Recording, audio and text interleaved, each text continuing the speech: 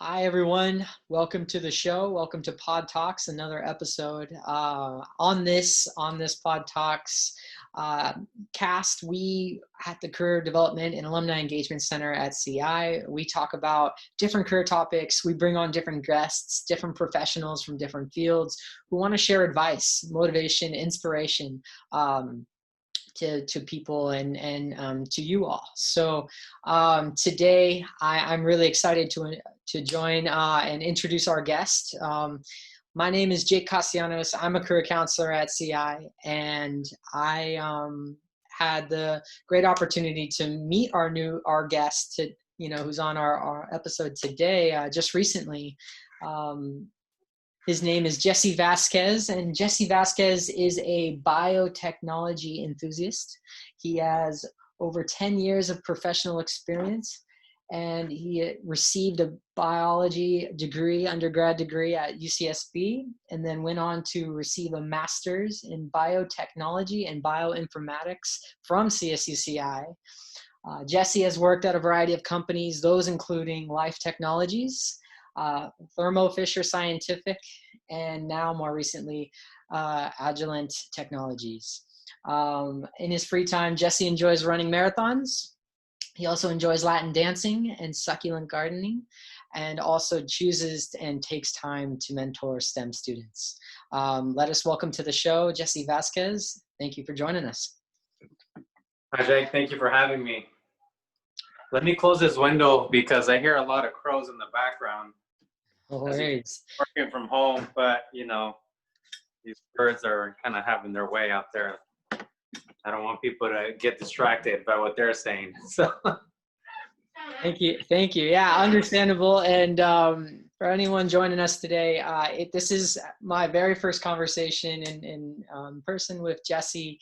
So Jesse, first and foremost, how are you? How are you staying safe and well during this time? I'm doing fairly well, to be honest. Very fortunate to be in this position. I'm able to work from home, so that's always a good thing for many reasons. Obviously, as we deal with this pandemic, I'm employed, and my job enables me to do work from home, and occasionally I go on site. So I'm reducing my exposure and other people's exposure. So that's one way to stay safe and still be productive as a biotech professional. So I'm very fortunate in that way. Also, I'm learning how to cook and cooking my own food and eating healthy as best as I can during this time, and eating all the oranges from the orange tree in the backyard. So getting my vitamin C. So those are some ways that I'm staying safe and healthy during this pandemic. And I've been very fortunate, very fortunate. That's great. And it sounds like you're staying productive while keeping healthy and taking time for yourself. Jesse, kind of going into some of these career topics I wanted to talk to you about, ask you about today. What are some pieces of advice that you would share with someone right now who is on a current job search and looking for work right now? What would you tell them kind of during this time? So, roughly 10 years ago, I was in the same position. I graduated from UC Santa Barbara as an undergrad. And as most graduates, it's, time to either take some time off or, explore the workforce. And there's really, honestly, no formula to it. But the things that I can recommend to people is, obviously, for example, if you're a biology major, look into biotech companies if that's something that you're interested into going into. So really identify what's around you.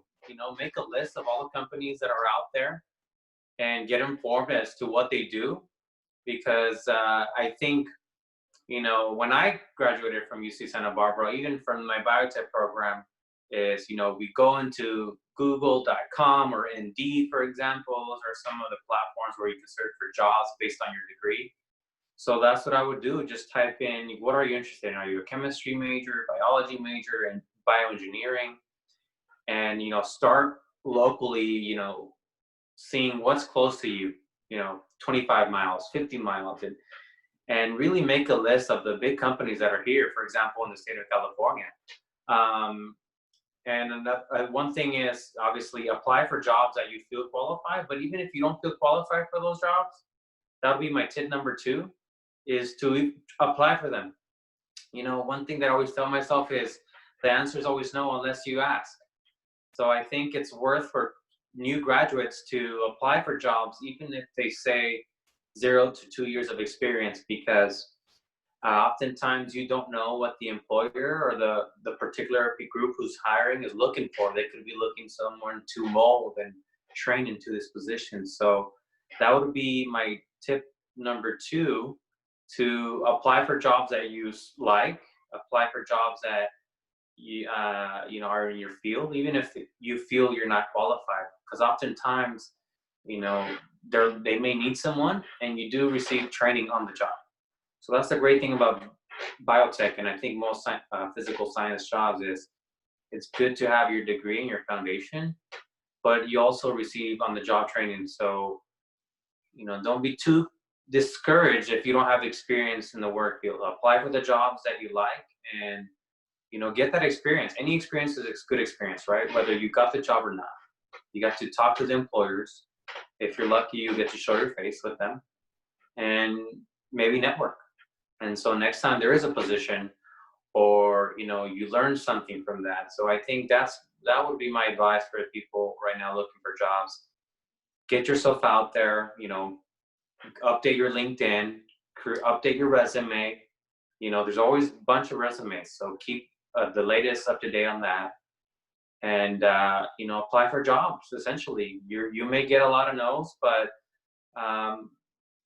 you know, it's part of life, and one day you will get a yes, and I think that's when, you know, you'll be a little happier and start to build that experience. So I think that would be, in short, that would be my advice. Just keep going out there and applying and getting better, and expose yourself to the employers and to the people out there working in the field. That's great. Great advice, Jesse. I wanted to ask a little bit in terms of one piece of advice you shared in that first bit of research. So what would you say to viewers joining us today if they're starting to do some research? What are some things to look out for when researching a company? There's a few things you want to do, right? You research the company for that particular job. I think when you're applying and interviewing for a job, they also look for, you know, how aware are you of the company and what they do, and not necessarily what the job entails. So I think knowing at a high level what, you know, this particular, you know, for example, where I work, Agilent Technologies, you know, they develop diagnostic devices. And so simply going to their website and reading what they're doing on their webpage, and, you know, and going on YouTube and listening to whatever public information they have, I think it helps you build that understanding of what they do. And it also helps you determine, do I want to be part of that, you know, effort? Do I want to, you know, help manufacture, you know, stem cells that, you know, will go towards immune therapy? So I think it also allows you to make a choice, like, I want to be in this industry or that industry because this is where the novel science is going in. So I think that's one thing to do, is research the company, you know, whether it be Wikipedia or their own personal website. And another way is really, you know, to look at the culture, use whatever. There's a lot of websites where you can get a opinion from people already in the inside or who used to work there. And so really understanding, it will give you an edge, I believe. And sometimes it's hard to understand what they do because it's not publicly available. So, but I think being informed just a little bit and knowing the history of a company will definitely help you when you apply for a job, set you apart. That's great. Thank you. Yeah, absolutely. Having a good understanding of that company culture and company environment can help you get a better clarity, and just in terms of how do you fit in that situation as a whole. So Jesse, you mentioned also earlier about networking. I couldn't agree more with you on that piece of networking being a tool to use, a resource to use for job search, but doing so in a way that's authentic and genuine, right? What would you recommend for someone who's just starting out networking? For someone who maybe is on the verge of having that first conversation or starting out that first conversation, what would you tell them?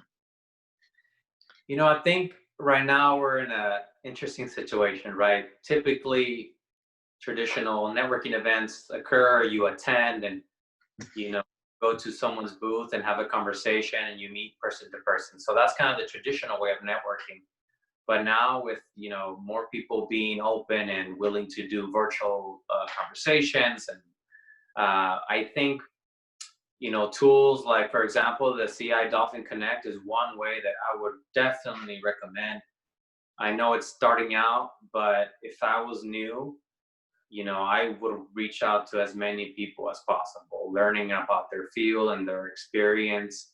Because obviously, for those who, typically the people who volunteer and mentor, they're doing something right and they want to share that with them. Even if it's not right, hey, this is what I did wrong.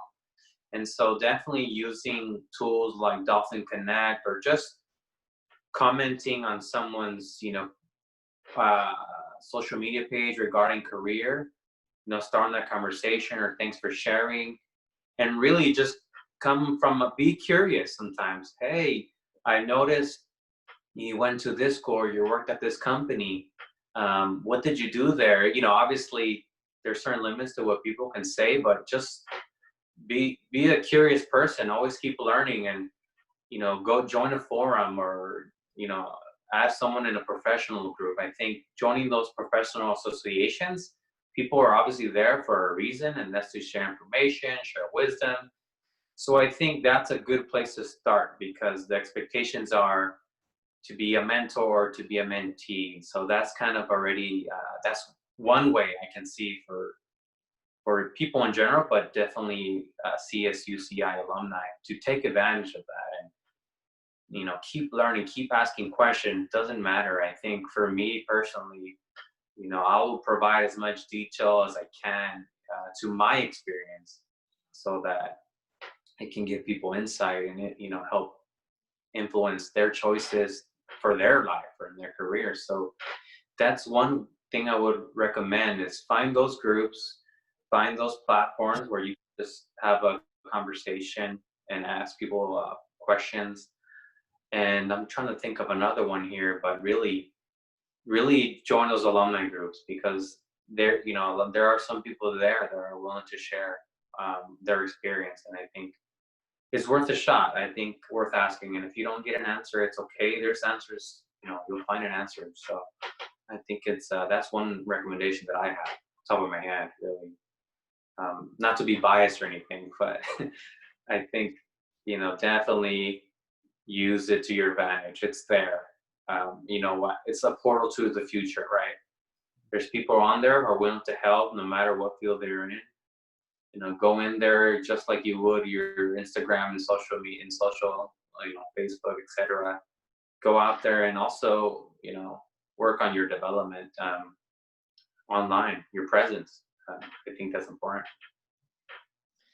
Thank you for sharing that. That's great. I think really the point of just going with curiosity, I think, is really really important, and people will pick up on that, and there's passion that's tied to that as well too, and I think people gravitate towards that. So the more you show that, the more that can come off, and I certainly believe that as well too. You've mentioned, we've talked about networking, that piece of communication. We've talked about also getting yourself out there and putting your name in as many hats and applications as possible, and also kind of thinking about research too, and talking about that, and doing some research of companies, and also going into that. I think this is all really, really great advice that really applies to anybody in any industry, right? Um, which I think is really valuable. Jesse, now, what is some current trends you've seen in your industry that you're a part of in terms of new hiring practices, or maybe any key buzzwords that you're aware of that you can share about, just for students in the biotech, students and alumni in the biotech industry, to watch out for? Um, I thought about this question, and I think what I'm what I'm seeing is, when I go into interview, I study the position and I look at the actual ideal preferred skills. And obviously, when I apply to a job, there's certain skills that I already have that are transferable. But there's always one or two where I've never done it myself, but I do the research and I learn as much about this technique. Um, but to my surprise, they did not ask me about my scientific experience often. I'm ready, prepared to talk science, and I go to the the interview room, and they're talking about situational experiences. So this has been pretty common from my experience, where an interview is not necessarily focused on your scientific knowledge often, but there is a great amount of situational questions. And those, for example, could be, how do you deal with conflict, or how do you work with peers and collaborating? And so I think, that is being more emphasized, in my opinion, based on the last 10 years. And obviously it depends on the company and what they're hiring for. But I think starting out, that's something that people want to, kind of understand, how you deal with certain situations. And they're all hypothetical, because sometimes you're a new graduate, you don't know. But I'm sure there's are examples that you can dig up somewhere. And so I think, understanding that biotech companies want you not only to be scientifically sound, but also be able to collaborate and troubleshoot and work through challenges and be resilient. And so those are things that I've always felt I had, strong interpersonal skills. And the scientific part was only going to get better over time and with experience. So as long as you have a good foundation. So from a hiring perspective, I felt that having a good balance of both, understanding the science, understanding what the role is, but also, hypothetically or theoretically, okay, what would I do in this situation if you haven't experienced it, right? So I think having a balance of those two aspects, and everyone's different. Not everyone's as vocal. And so there are different styles as we learn, people have different abilities, different talents, and oftentimes, you have to find, what your abilities are, and try to showcase those in a way that the interviewer will like, obviously. So I definitely seen a trend in that direction. Um, Seeing people who, okay, now I understand why they hire this person. There are some things that, you can learn a lot of things, but from the get, I think companies want someone who, with, whatever their culture is, they're trying to build, so that's one thing to understand the culture and the environment, and will you be a good fit? So I think that's where kind of the trend is going. Obviously, you need your degree, but having a balance of those, I think, is important. Not only hard skills, but soft skills. So that's kind of the short end, the summary. Definitely focus on your soft skills and communication in the way that you're good at, or build on what you feel you're a little bit deficient on. But knowing that, I think soft skills are definitely taking more into consideration, but also having skills that are not necessarily biology. I've seen people who majored in bio, but they have some program skills. There's something else they bring to the table, and so that could be used to your strength, right? Being an artist, or being a some sort, or a coder. I think having that extra edge where you think won't apply, it may. Um, so always, bring whatever you can to the table and feel free to share it. I think cross-disciplinary skills have definitely been utilized and I've seen it in the workplace. People with, multi-potential. So I think it's interesting. That's great. I think, that's really, I like that advice because it does, go back into, I know you're talking about that balance, right, of soft skills and hard skills, and speaking from that both perspectives, and not just leaning so much on one versus the other. And I think it ties back into a point you made earlier about research and knowing the company and what they stand for. And if you can connect, okay, what are some of those soft skills that they may be looking for, you can connect and know what to kind of what to speak from that sense. That's great. All right, Jesse, in terms of career advice that you've received, mentorship that you've received, what's some career advice that you have been given, and how did you use that? I'll see if I can keep this story short, but one thing that I remember was, take ownership of your development.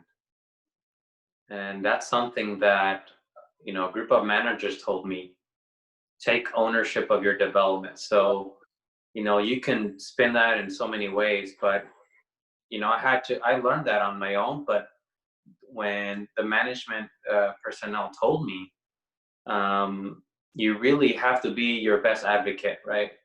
So when you go out into the workforce for the first time, some people will get a mentor right off the bat, someone who just takes them under their wing. But oftentimes you're kind of on your own. And so, not all employers are the same.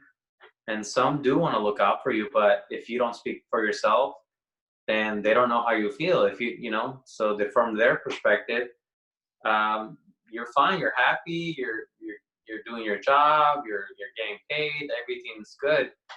And so what I took take ownership of your development as, if I, want to learn something new or want to try a different role, or if I feel that I'm a high performer and I want to raise, then I need to take ownership of that and have those conversations, take those, activities and new responsibilities on that enable me to be in a good position to be considered for, scientist 2 or the next level, whatever development you're trying to do. I think you have to take ownership of that. And some people will be fortunate that they'll have a mentor and someone to navigate them through the whole process. But I think to be successful, I think you really have to take ownership of that yourself and be your best advocate and do the things that you need to do to give yourself the best chance. And so, that I took it, I got that advice, over, 8 years ago, because by accident, because I went to a meeting full of managers.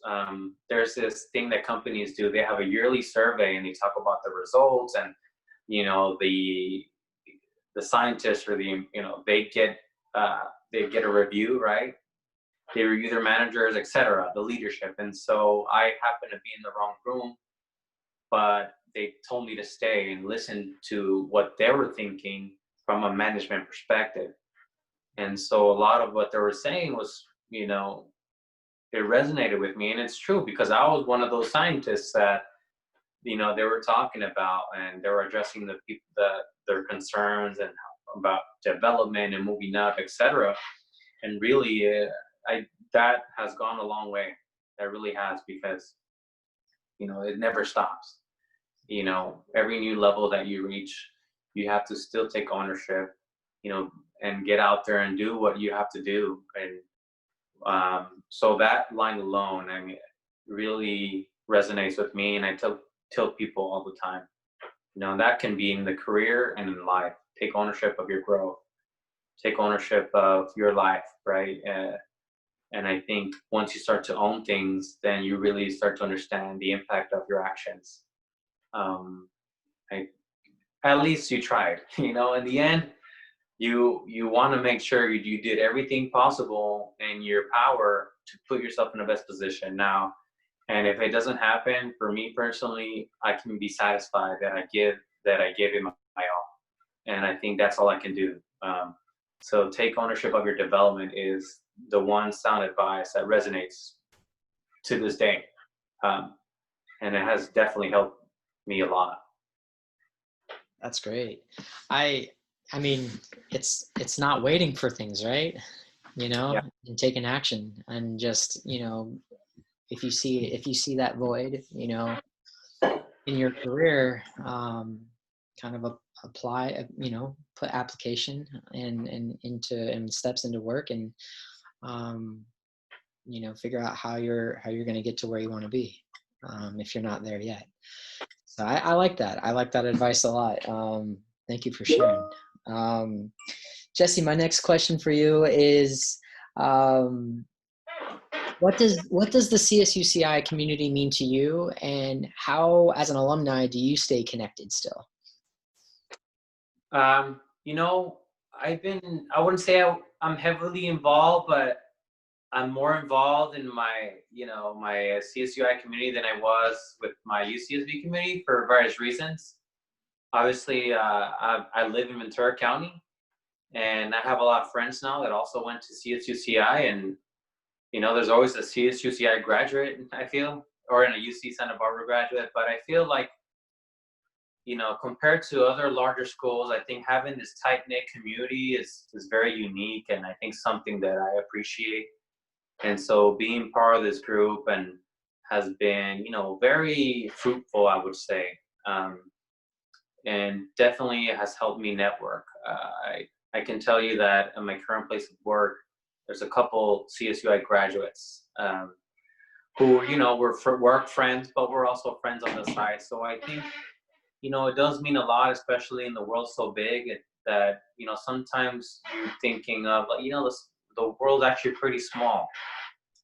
And so having this group of people, whether you're connected on a daily basis or once in a while, I think it's good. And also for my master's program, having that shared experience is very, you know, it's nice.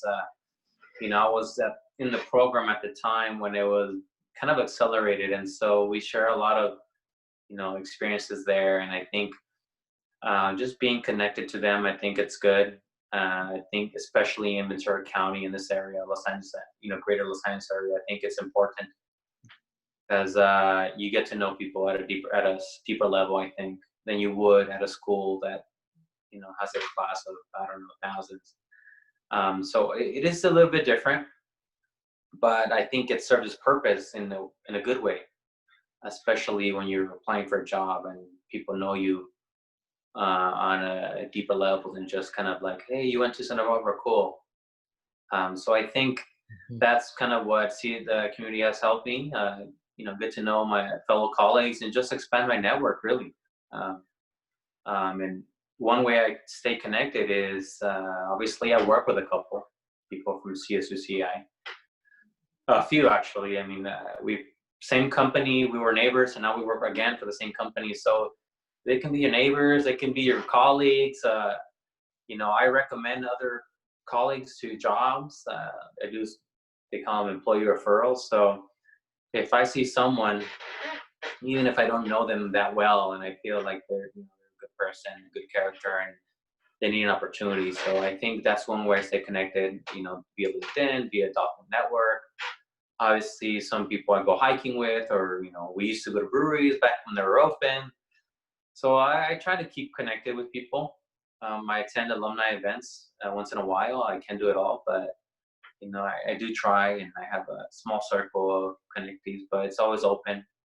I think it's really about effort. You know, every time you get invited to these things, make sure you say yes sometimes. You know, go out of your way, and you know, if you have to do laundry on the weekend, and then you have to do laundry, you really have to put in the effort, I think, to get out there and, you know, connect with people. And that investment of time with your fellow, colleagues will go a long way, and they'll remember that. And when you're applying for that job, it could make the difference. So I think, be a person, be a friend, be a colleague. Take advantage of those moments and just get to know a person. Not necessarily, sell yourself, etc. That will come in time. But I think is really connect with someone. I think that's one way to really, connect with fellow alumni. Like share a story, share an experience, and I think the rest will speak for itself. If you truly are, you know, good candidate for that job, I think the best thing you can do with a community like CSUCI is just connect with them and have a conversation. People won't remember what you say, but they remember how you made them feel. And so I think that's Dr. Maya Angelou right there. But another quote that I like about, and it's true, goes a long way. It really does. That's awesome. Thank you for sharing that. And see, my last question for you today. Do you have any last words of inspiration or motivation for whoever's watching, students, alumni of CI? No, I do. I'm always, full of motivation and always thinking of new concepts or, recycling something else and filtering it through me and bringing it out. I wrote a couple notes down, but let me see what I can share here that I haven't said already. Take a chance on yourself. That's one of my models. Is really, especially when you're heading out there on the workforce, really gamble on yourself. But sometimes, do your job, but do the little extra. Sometimes, volunteer for certain things. Do what others won't. Right? If you really want to stand out and work on your development, I think that's one of my advice to people is sometimes I've had to do the extra. I've had to work longer hours than I'm actually getting paid for. But, if you look at every experience, it's a learning experience. Invest in yourself. That would be number 2. And that could be those free hours, right? That extra time that you spend with a colleague just listening about what they're doing. So, or, buy a book or something like that, or go networks. So really invest in yourself, not only on the workplace, but outside of the work. Like, how is this gonna help me grow in the next year or 2? And so I think that was one of my 2 points that I wanted to share. And my last one would be hold on, would be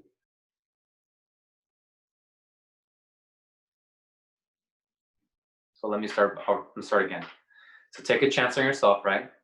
Mm-hmm. Gamble on yourself. I don't want to use the word gamble, but you don't wait on anyone else. Play your cards. Like put in the time and the work. And then second is invest in yourself.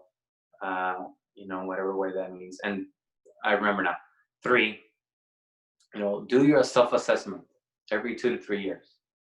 Whether you're already in the workplace or you're taking a break from school, look at what you're doing, after 2-3 years of doing it, and ask yourself, if I do this for another 2 years, how is this going to benefit me as far as my learning, my career development? Well, another 2 years, okay, I'm going to do the same thing. And sometimes you need that experience, right? If that's what you really like to do, you need that time. But every 2 years, I would ask myself, okay, if I stay here, what am I going to learn more? I maxed out my learning potential. So I want to do something else. And so every 2 years, if you look at my track record, roughly 2-3 years, I'm in a different position, same industry, but a different position or a different title. And that's because for various reasons, right? There's no room for moving up or whatever. But another thing is I would ask myself, self-assess, self-awareness. Where am I in life? Where am I in my career? What other opportunities are around me that I can take on? And so I think that would be my 3rd point for people. Really is self-assess your life every 2-3 years or 5 years. And really look at what you've done. And if I keep doing the same thing, how is that going to help me in the future? Or do I need to go into another field? And understanding that in biotech, there's so many opportunities. and different aspects of that. And so I kind of purposely tailored, I mean, not purposely, the doors were there, so I knocked, right? I've seen different areas of the process. I've seen the manufacturing side, the quality control side, the R&D side, the biochemistry, cell biology, and so all these skills eventually kind of become give you a greater understanding of everything. And so now 10 years in, I feel confident that I can jump into any section of those biosector and do a great job. And so I think that's everybody's different, but that's what I would say to people. Take a chance on yourself. Don't wait. Do the extra work. Number two, invest in yourself. Keep learning, not only in the workplace, but from your peers, from books, from online. Get a certificate or a degree. I purposely did the master's program because I wanted to learn more. At the same time working, I was like, I need to learn and I need to maximize every opportunity. And so that's why I went for the master's degree, because I wanted to learn more. And so I invested in myself in that way. And then third, do self-assess yourself, right? I think that's important, to reflect and see what's going on and make decisions to move forward. Wonderful advice. Thank you, Jesse, for all that. And thank you for your time today. I really appreciate you being with us, and continue to stay safe and well. Thank you.